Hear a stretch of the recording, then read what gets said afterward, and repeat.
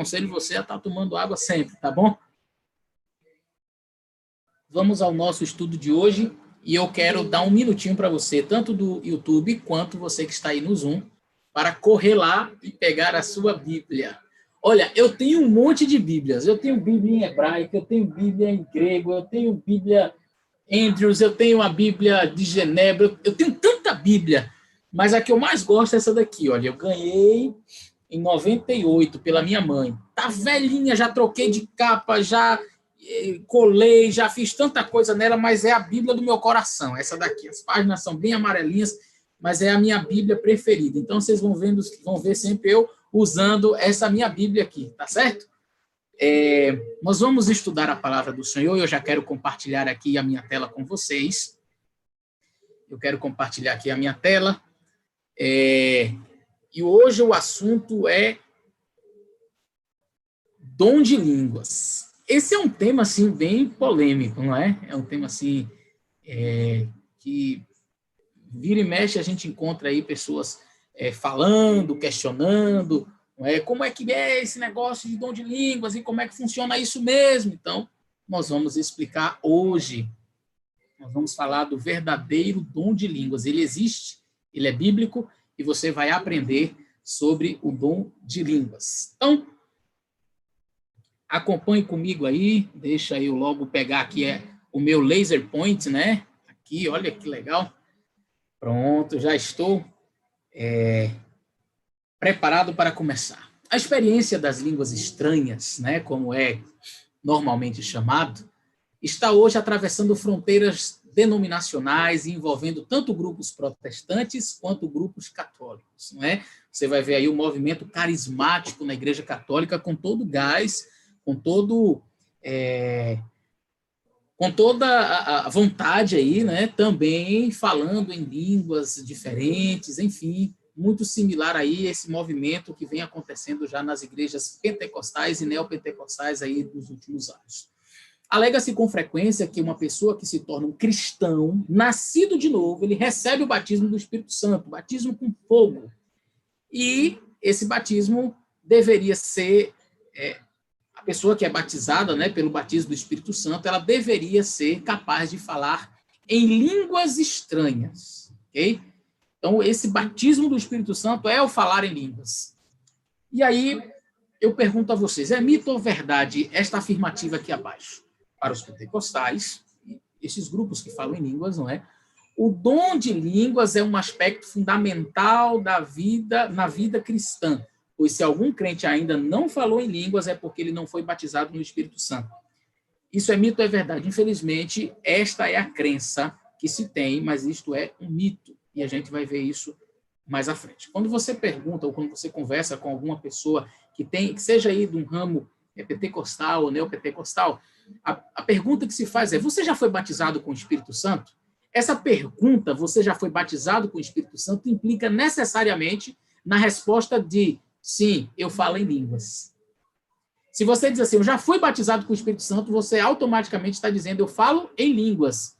Mas, biblicamente, ser batizado com o Espírito Santo é falar em línguas? Segunda pergunta que a gente faz, as línguas que são faladas aí é a mesma que a gente encontra na Bíblia? É o mesmo dom? Então, para essas perguntas, nós precisamos de muitas respostas, tá? Então, já convido você que está assistindo aí, aqueles que entraram agora, tem muita gente entrando, convide o seu amigo, pegue o link aí do YouTube, ou mande para ele, amigo, olha, eu tenho aqui essa palestra muito importante, está começando agora, sobre dons de línguas e essa manifestação que existe hoje em dia, né, esse avivamento com fogo do Espírito, como alguns interpretam, e tem um pastor explicando sobre esse assunto, eu acho que você vai gostar. Compartilhe o link com ele, chama para assistir com você e vamos aprender juntos. Esse estudo ele será dividido em 3 acontecimentos. Qual que é o primeiro? O dom de línguas em Atos 2, 10 e 19. Tá?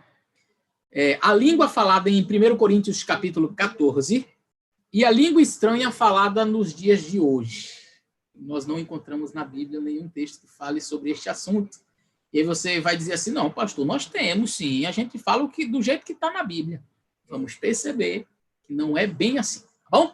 Então, acompanhe conosco aí esse estudo. O fato de alguém falar em línguas não é prova de que ele tenha sido batizado com o Espírito Santo, tá? Ou batizada pelo Espírito Santo. A Bíblia apresenta diversas pessoas que receberam o Espírito Santo, foram batizados com o Espírito Santo, contudo, nunca falaram em línguas, pois não era necessário. Olha essas pessoas aqui. Os samaritanos em Atos capítulo 8, e aqui eu já faço um adendo, porque quando eu cito algumas pessoas pré-Pentecostes, ou seja, antes do Pentecostes, alguns dizem assim, não, mas é porque antes do Pentecostes, essa não era a manifestação do Espírito, mas depois do Pentecostes, todo mundo que recebeu o Espírito falou em novas línguas. Aqui a gente já tem, em Atos capítulo 8, 17, pessoas que não falaram em línguas, receberam ali o Espírito Santo. Maria, capítulo 1, verso 35 de Lucas. Estevão, capítulo 6, verso 5. Olha, Estevão, pós-Pentecostes. Também capítulo 7, verso 55. Saul, lá no Antigo Testamento, o primeiro rei de Israel, a Bíblia diz que ele foi tomado ali pelo Espírito Santo, ele até profetizou, mas a Bíblia não diz que ele falou em línguas. Gideão, juiz em Israel, também recebeu o Espírito Santo. Sansão, Zacarias, Bezaleel. João Batista também recebeu o Espírito Santo.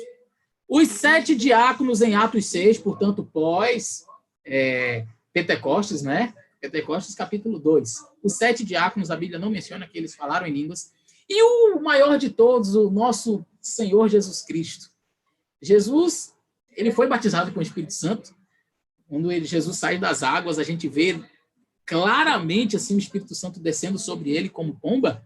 E o que eu acho mais interessante sobre Jesus em um determinado momento, num diálogo com seus discípulos, ele diz assim: vocês porventura vocês podem ser batizados com o batismo que eu sou batizado?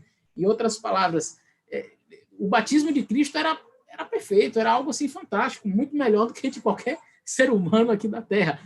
Jesus, sem sombra de dúvidas, ele tinha o Espírito Santo sobre ele, atuando em sua vida. Ele era guiado pelo Espírito. Assim que ele sai das águas do batismo, o Espírito guia Jesus ao deserto. Enfim, não há dúvidas de que Jesus tinha o Espírito Santo sobre ele.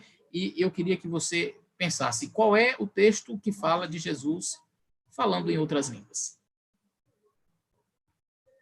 Você vai notar, então, que Jesus nunca falou em línguas. Então, ser batizado com o Espírito Santo, tire esse mito de sua cabeça. Ser batizado com o Espírito Santo não significa falar em outras línguas, ok? E por que eu estou falando isso?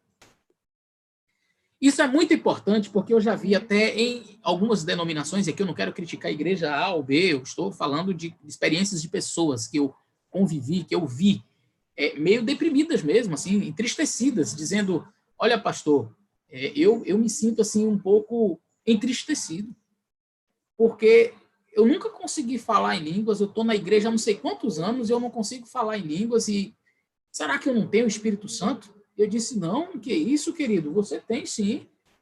Não, mas porque lá na igreja, se a gente não fala em línguas, é porque a gente ainda não tem o Espírito Santo. Pessoas que ficam quase com depressão, tristes, se sentem abandonadas por Deus porque eles vão no culto, eles participam do louvor, mas eles não conseguem entrar naquele êxtase de falar em outras línguas ali, como os irmãos da igreja fazem.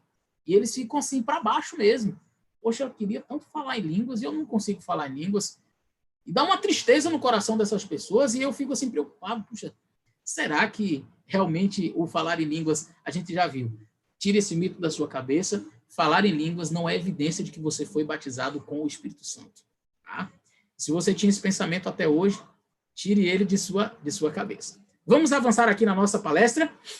Vamos ler, então, alguns textos. Primeiro texto que a gente vai ler, que fala sobre outras línguas, é Marcos capítulo 16, e o verso 15 a 20, onde Jesus diz assim, olha, e disse-lhes, ide por todo o mundo, pregai o evangelho a toda criatura, quem crê e for batizado será salvo, mas quem não crê será condenado. E estes sinais seguirão aos que crerem. Em meu nome expulsarão os demônios, falarão novas línguas. Está vendo aí, pastor? A Bíblia está dizendo que vão falar novas línguas, isso é um fato, não é? Verso 19 diz assim, ora, o Senhor, depois de lhes ter falado, foi recebido no céu, assentou-se à direita de Deus, e eles, tendo partido, pregaram por todas as partes, cooperando com eles o Senhor e confirmando a palavra com os sinais que se seguiram, estes sinais que Jesus havia mencionado, que seguiriam os seus filhos.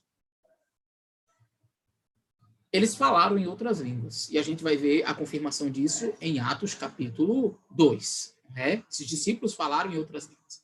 E a gente vai ver que línguas foram estas. Qual foi a missão dada aos discípulos em Marcos 16? Pregação do evangelho. Isto é, profetizar. Profetizar na Bíblia não é somente a pessoa ficar prevendo o futuro, não. Alguns acham que profetizar é assim, eu estou aqui, e eu já vi isso acontecer em alguns lugares, eu estou aqui sentado ali, fazendo a minha oração, de repente o camarada dá um grito assim, eita, tive uma revelação.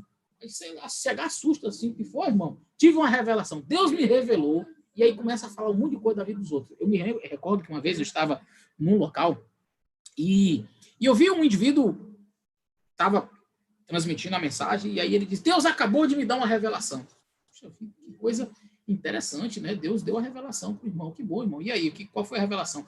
Deus me mostrou que a irmã fulana está fazendo isso de errado, e aí começou assim, a falar mal da vida da mulher, de um jeito tão assim, e eu fiquei assim impressionado, eu disse, coitada, se eu fosse essa mulher, eu saía para nunca mais voltar naquele lugar. Eu fiquei muito envergonhado por ela. Ela estava sentada assim na frente, e ela começou a chorar, e aí o irmão dizia assim para ela, irmã, não chore não, Deus lhe perdoa, agora você não pode mais fazer isso, e tal. E aí diz ele que teve a revelação, né? Talvez tenha sido uma revelação de algum irmão, né? Foi lá e contou os podres da irmã, as suas problemáticas, e ele foi lá e expôs do público como tendo sido uma revelação de Deus. Sabe por que eu acho isso? Porque Deus nunca revela coisas de erros de pessoas para serem expostos assim na igreja, do púlpito, sabe? O espírito que faz isso é outro espírito. A Bíblia diz que o acusador dos irmãos é o diabo.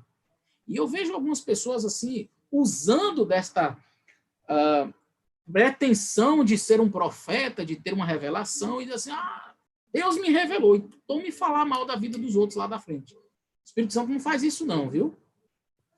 Quer ver mais alguma coisa que o Espírito Santo não faz? Derrubar as pessoas.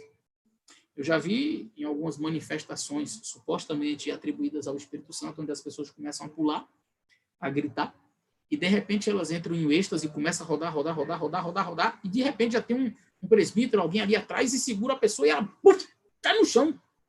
E fica lá, e vem alguém com um paninho assim, cobre lá a pessoa para não ver as partes íntimas da irmã. Outro dia uma irmã estava vindo para a igreja, botou ali um short, uma bermuda, e botou uma saia. A irmã dela, que me contou a história, perguntou, e tu tá botando esse short por quê? Não, porque quando o espírito pega a gente, derruba no chão, e aí eu já tô de short, já tô prevenida. Mas que espírito é esse mesmo? Eu fico me questionando, para que o Espírito Santo, preste bem atenção na pergunta, para que o Espírito Santo vai tomar conta de alguém para fazer essa pessoa gritar, pular, rodar e cair? Vá, me diga aí. Só reflita comigo. Qual é o objetivo disso? Nossa, isso transmite a pregação do evangelho, pastor. É por isso que o Espírito Santo faz isso. É porque isso é um bom testemunho. As pessoas que veem uma cena dessa olham e dizem assim, agora eu acredito em Jesus.